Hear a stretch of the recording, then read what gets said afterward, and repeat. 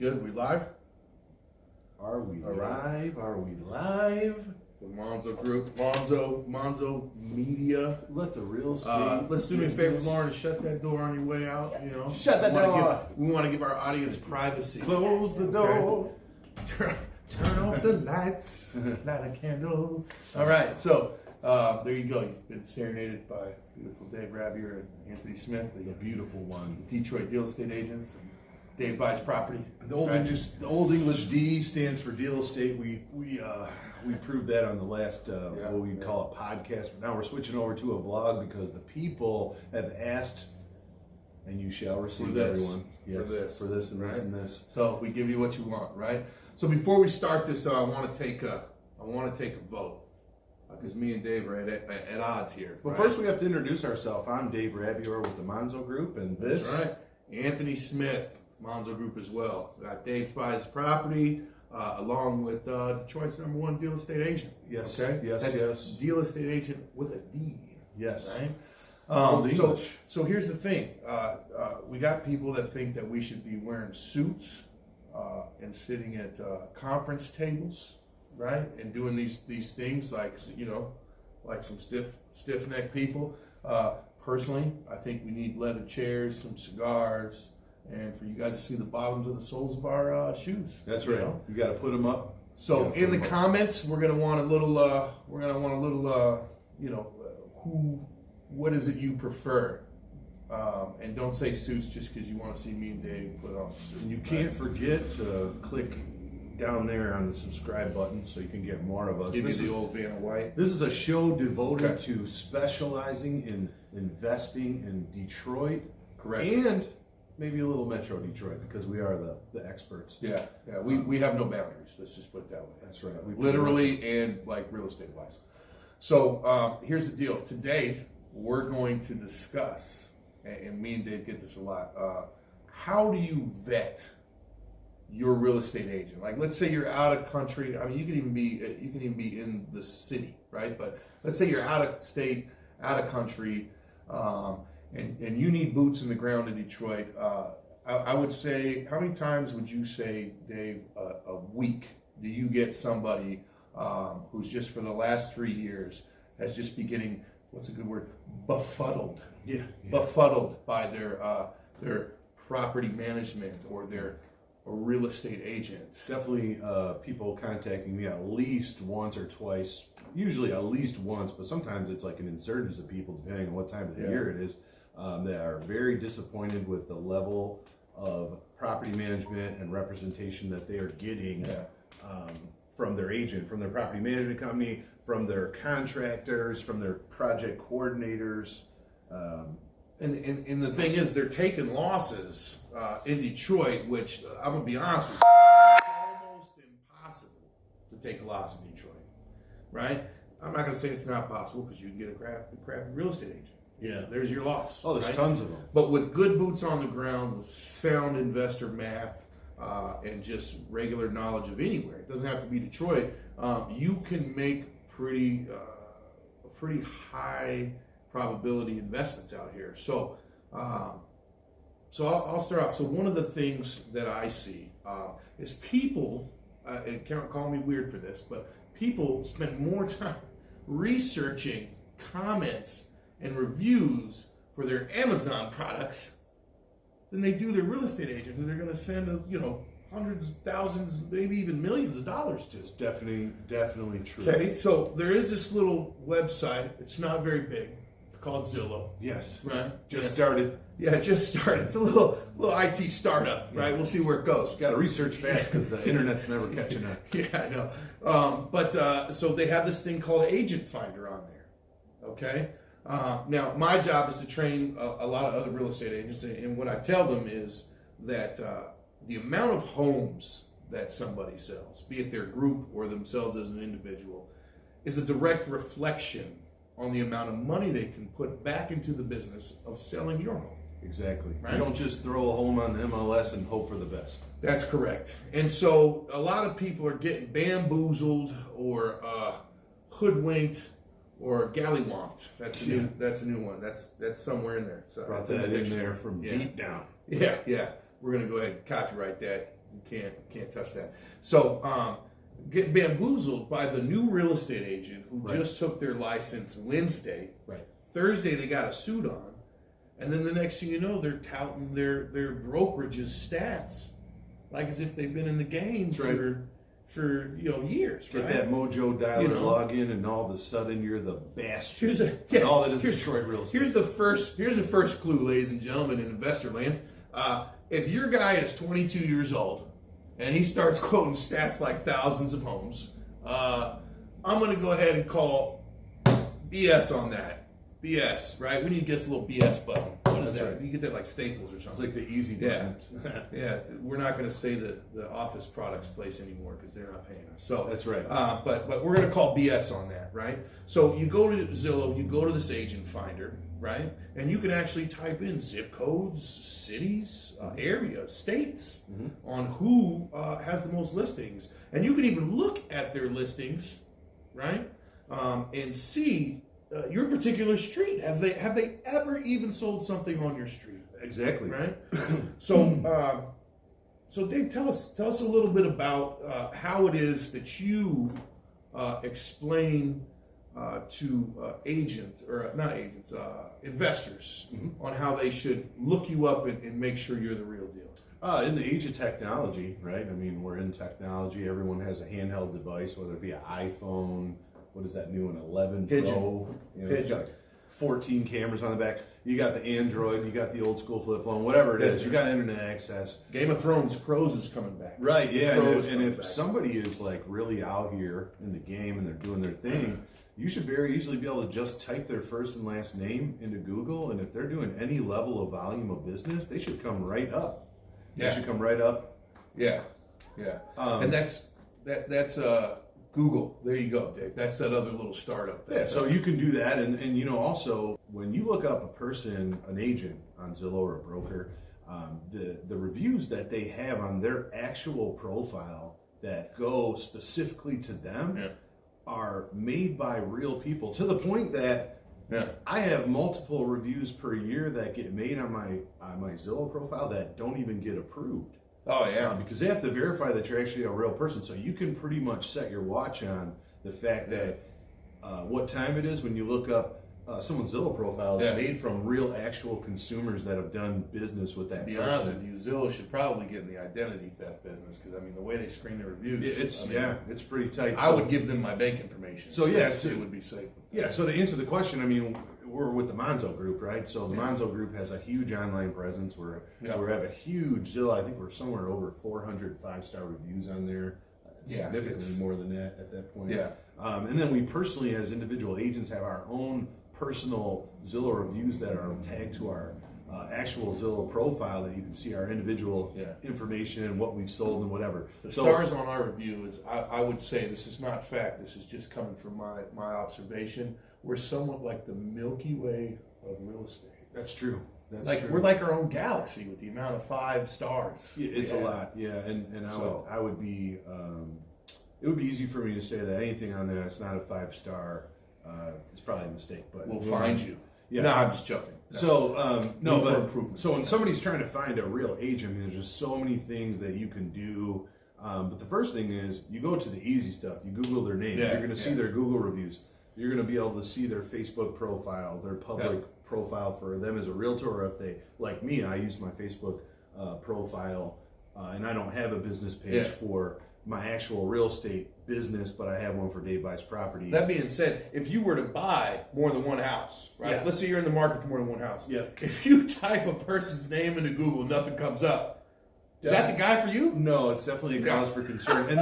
And then also, any major city that you invest in, there's going to be real estate investor forums. There's going to be different real estate based groups that you can join, and you should be able to very easily drop a name like Eric Monzo or Dave Rabior or Anthony Smith, and multiple people should be able to easily respond and verify that person is actively doing business and that they have good reputation. And basically, with the age of the internet, I mean, there's really no reason why you can't screen them. And then you can go into like the other websites that we're on, but we're not going to give those up because we're not getting paid. But we're on them.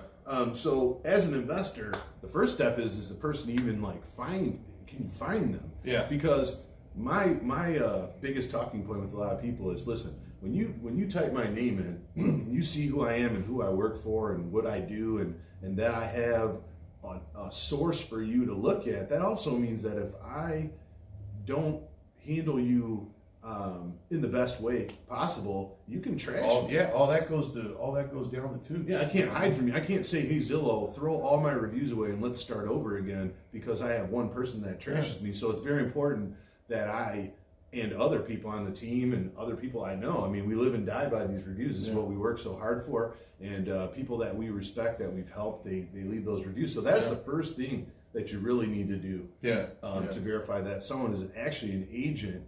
And with Zillow, it shows your last sales, like you're updating those sales. Yeah. You should be able to very easily scroll down that profile and see how many houses has this person sold in the last 12 months. Where are they selling them? What is the price they're selling them at? And from there, you're going to get a lot of the answers you're looking for right off the start. Yeah. So first things first, right? Obviously, you got to Google somebody. Okay, and I would say, listen, even some of the worst agents can put their own site together. Right. The first step is Google them, right? Next step is see if you can find them on a page other than their own. Exactly. Right? Yeah. Because, their own page, and as far as the 5-star reviews go, right, you got to figure each person knows, 20 people, right? Yep. So they got to have more than 20 reviews. Right. Because you got to chop up the first 20 to like their friends that are happy they got in the business, their mom, their dad, their sister, their cousin. People in right? Once you get over 20 reviews, you've had to go out and hustle for a review or two. Yeah. Right? And so you've got actual customers on there after 20 reviews. That's true. Right? So, so start out the Amazon way, right? How many stars does it have? What are people that have tested and played with this product? What are their feelings on it? You know what I mean? And then the third thing I would say is once you get past that, right? Interview some people. That's right. Right? Like interview some people. Don't just get caught up with the first guy that gives you some Detroit stats. And then I know some people tell me that I'm a breath of some investors after they've had a hard run with the Fugazis out for my Italian brethren, the Fugazis out in Detroit, right? They come to me. I get 2 sentences into my pitch and they're like, "You're a breath of fresh air," and I'm like, "I haven't even told you anything." That's true. All I've done is answer the phone when you called and not. But so. Talk to people, interview them. It amazes me the amount of people with money that call into this state from other countries, from other states, some of them even from in the state, and their vetting process for who they're going to hand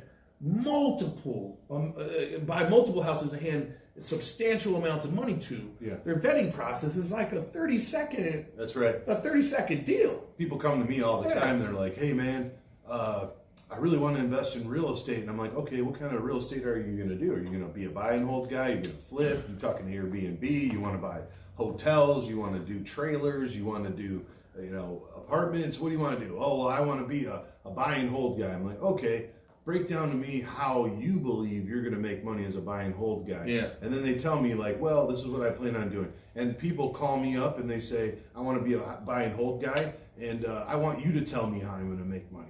And I can sit there and in a 3-minute phone call break down and dissect a great deal for them off the top of my head without using a calculator and writing it all down. And it doesn't need to be all that. When you know what you're doing, you know what you're doing. If you went to your doctor and you said, "Hey, tell me what the risks are of smoking," you'd expect your doctor to rattle off 100 things that could probably kill you, and it doesn't have anything to do with big tobacco and the money. The difference between a retail real estate agent, a showing agent, and people that are in the business of real estate investment, and that's what we do.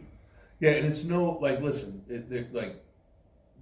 I don't know if people view it confrontational or whatnot, but listen, if I'm going to give somebody a bunch of money, right, I want to invest in Detroit. The very first question I'm going to ask is, first off, I want to give my money to the best person in Detroit. Exactly. Period. Right. Which is who does that, right? Who calls up and says, "You know what, I got a ton of money I want to invest." What's your guy's third best person down there? Right, yeah. Right. So you want to find out who's the best. So don't be, and here's the thing. Every real estate agent, it's written into the pitch. right? It's how you fake it till you make it, right? I don't knock them for doing it, but it's not their job to do that with the investor. It's the investor's job to do their homework, do their due diligence, right? So any real estate person you ask, they're number one. That's just how it works. Yep. Right. Anybody they ask, any car you buy at a dealership before you bought it was the best car on the lot. Yeah, so on and so forth. That's the nature of sales, right? That's right. But don't be afraid to ask somebody to prove it. Right. Right. Exactly. Tell me, how many homes have you sold in Detroit? Okay. Most people, to be honest with you, if they can give you the exact number, they're not doing enough business. Right. I mean, reality is, like, if you ask me, I'd say, I don't know, a couple hundred. I couldn't right? even tell Like, you. yeah, there's no, like this week, right? Like, maybe I can come up with that number. But the reality is, don't be afraid to ask questions. Don't be afraid to interview. I mean, listen, you're going to give these people a lot of money.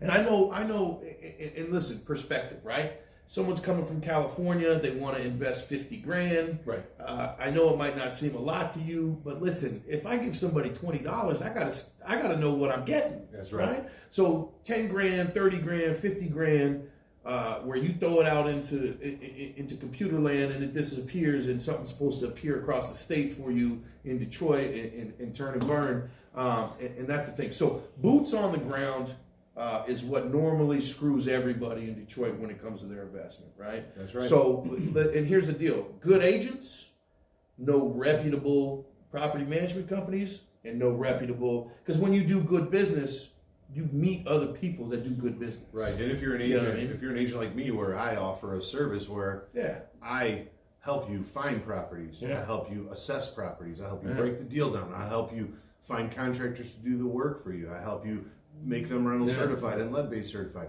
I help you get with a property management company. Dave pretty much rips himself off, right? That's like right. He gives you the full service. That's he comes out and pumps the gas, and you still only pay $237. But this life that we live in any business is all about leverage. So what leverage does your agent have that's going to protect your money? Well, the leverage that I have is that the majority of people that do business with me, a significant amount of the business that they do is because of me. Yeah. And we work in partnership, in the business that they get and the deal flow that they get comes off my business. So my good name goes on to their good name, and we collectively do business together. So I can guarantee you that people who I don't... It's like a fountain of prosperity. That's right. So people who I work with, I can pretty much guarantee that you're not going to have a negative result because I'm in control.